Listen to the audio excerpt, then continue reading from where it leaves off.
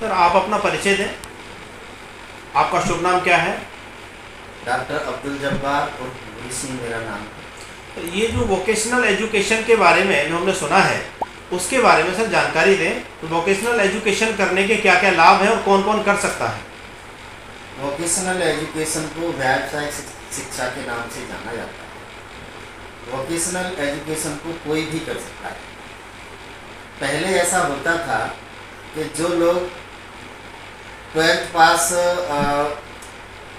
Biology से होते थे या मैथ से होते थे उन लोगों को ही पैरामेडिकल में एडमिशन मिलता था। अब जो यूनिवर्सिटी ग्रांट कमीशन है उन्होंने जो नियम बनाए हैं उसमें आर्ट साइड से +2 करने वाले छात्र, कॉमर्स से +2 करने वाले छात्र और साइंस से +2 करने वाले छात्र भी एडमिशन ले सकते हैं। और उसमें बहुत सी चीज़ें बना दी हैं। उन्हें करने के बाद अब आपको ग्रेजुएशन करने की ज़रूरत नहीं होगी, क्योंकि वो 3 साल के हैं, इक्विवेलेंट ग्रेजुएशन है। और इनमें बहुत से वोकेशनल कोर्स आए हैं, जैसे बैचलर ऑफ वोकेशनल एजुकेशन में पैरामेडिकल के जो कोर्सेज हैं उनके नाम मैं बताना चाह रहा हूँ। एक तो बी वॉक इन जो BMLT होती है वो जी। एक इमेजिंग टेक्नोलॉजी है, एक्सरे इमेजिंग टेक्नोलॉजी जी। एक ऑप्टोमेट्री है जी। एक OT टेक्नीशियन है, एक डायलिसिस है, एक ऑप्टोमेट्री है, एक योगा एंड नेचुरोपैथी है एंड एक फिजियोथेरेपी। इस तरीके के बहुत से कोर्सेज वोकेशनल एजुकेशन में आते हैं।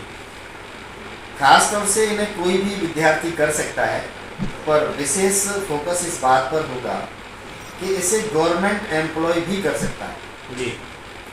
पहले ऐसा होता था कि जो भी आर्मी, एयरफोर्स, नेवी, BSF जो भी लोग बेल्ट की नौकरियां करते हैं 15 या 20 साल बाद रिटायरमेंट लेके आते हैं, उन छात्रों के लिए जब एक्समैन का सर्टिफिकेट मिल जाता है वो कहीं भी अपनी नौकरी देखते हैं। उनके लिए किसी भी गवर्नमेंट नौकरी में एक रिजर्व कोटा होता है जहां वो अपनी नौकरी ले पाते हैं।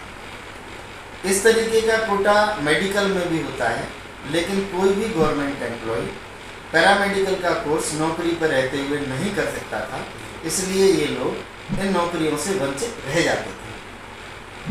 अभी भारत सरकार ने यूनिवर्सिटी ग्रांट कमीशन के अंतर्गत ये जो वोकेशनल कोर्स चालू किए हैं इनमें गवर्नमेंट नौकरी करने वाले छात्र भी इन कोर्सों को कर सकते हैं।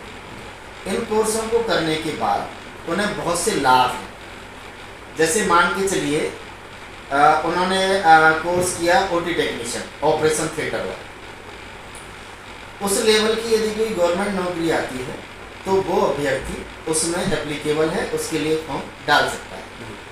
यदि वो किसी हॉस्पिटल में प्राइवेट जॉब करना चाहता है तब भी वो अपना जॉब उससे कर सकता है, क्योंकि उसके पास एक सर्टिफिकेट होगा। तीसरी बहुत बड़ी बात ये है कि यदि उसका मन ये करता है कि मुझे OT टेक्नीशियन करने के बाद मुझे ऑपरेशन थिएटर में कोई काम नहीं करना है, न मुझे गवर्नमेंट नौकरी करनी है मेडिकल की, तो वो विद्यार्थी उससे B.Ed और BTC भी कर सकता है। अच्छा। हाँ, क्योंकि वो इक्विवेलेंट ग्रेजुएशन है, 3 साल का है। और यदि वो ये चाहता है कि नहीं मुझे तो IAS PCS की प्रिपरेशन करनी है, मैं IAS PCS बन सकता हूँ, तो उसे करने के बाद वो IAS PCS भी बन सकता है, क्योंकि उसने वो 3 साल का कोर्स किया है, BA, BSc और BCom की इक्विवेलेंट है और वो उसमें भी जा सकता है। बहुत खूब। तो ये सारी चीज़ें जो यूनिवर्सिटी ग्रांट कमीशन ने चलाई हैं अभी नई हैं। हमारे यहाँ आगरा अम्बेडकर विश्वविद्यालय में भी कोर्स आए हैं, दयाल बाग में भी चालू हैं, हमारे यहाँ सौभारती यूनिवर्सिटी मेरठ में भी चालू हैं, अन्य बहुत सी यूनिवर्सिटियों ने कोर्स चालू किए हैं, लेकिन ये सारे कोर्स कैंपस के अंदर चलते हैं।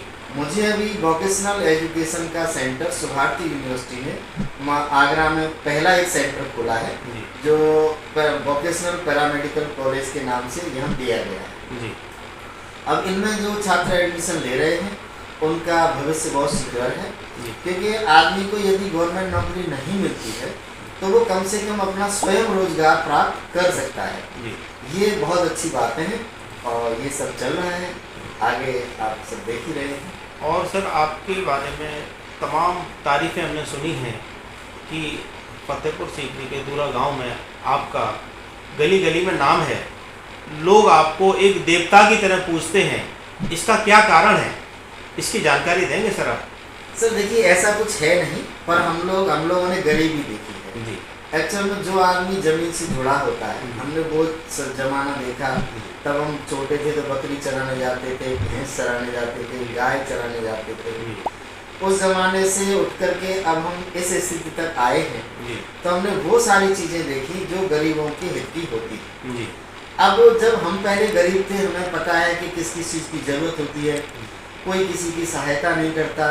तो आज हमें ऊपर वाले ने इस लायक बनाया कि हम किसी की सहायता कर सकें, तो हम लोगों के बीच में जाते हैं और बहुत से सामाजिक काम लोगों के बीच में करते हैं। सबसे बड़ा सामाजिक काम मैं आपको बता देता हूँ, जो शायद कोई नहीं करता। जी जैसे त्योहार आते हैं हमारे, रक्षाबंधन है, होली है, दीपावली है, ईद है, ऐसे सारे जो वो आते हैं त्योहार, उनमें हम लोग बहुत बड़ा काम करते हैं। हमारी एक समाज सेवियों की टीम जो त्योहार जब आता है उससे 4 दिन पहले काम करती है कि वो जितनी गरीब बस्तियां हैं उन बस्तियों में एक रैकी करती है कि किसके घर में त्योहार मनाने की स्थिति है, किसके में नहीं। जी ये लिस्ट हमारे पास 4 दिन पहले आ जाती है कि भाई ये परिवार ऐसे हैं, इनके यहाँ त्योहार मनाने की स्थिति नहीं है। तो हम सब लोग मिल करके उस त्योहार पर जो सामग्री यूज होती है वो सामान सेठ जी की दुकान से खरीदते हैं, पैकेट बनवाते हैं 10-10, 5-5 किलो के, और उस व्यक्ति के घर हम रात को पहुंचाते हैं, जिससे पड़ोसी को भी पता नहीं चले कि सामान आया कहाँ से। बहुत खूब, तो उनके हम त्योहार मनवाते हैं। बहुत सुंदर। तो ये बातें लगभग कोई नहीं करता है। वैसे मेरे ख्याल से हर व्यक्ति को ये काम करना जी चाहिए। जी जी यदि मैं सक्षम हूँ किसी काम को करने में, और मेरा पड़ोसी ऐसा है जो त्योहार नहीं मना पा रहा है, मैं उसे पहले से जानता हूँ, तो हम सबका एक दायित्व होना चाहिए कि हम उस व्यक्ति का त्योहार मनवाएं जी, और जिससे सबको अच्छा लगे। लेकिन ऐसा कोई करता नहीं है। हमारे गांव में ये कई साल से होता आ रहा है, जिसके हम फोटो नहीं खींचते, मतलब किसी व्यक्ति के साथ हम लोग फोटो नहीं खिंचवाते जी, और उस व्यक्ति का नाम भी हम सार्वजनिक नहीं करते कि हम इसके घर पे गए थे। ये सारे काम हम लोग करते हैं और जनता के बीच में जाते हैं तो लोग हमें थोड़ा समझते हैं कि कुछ है।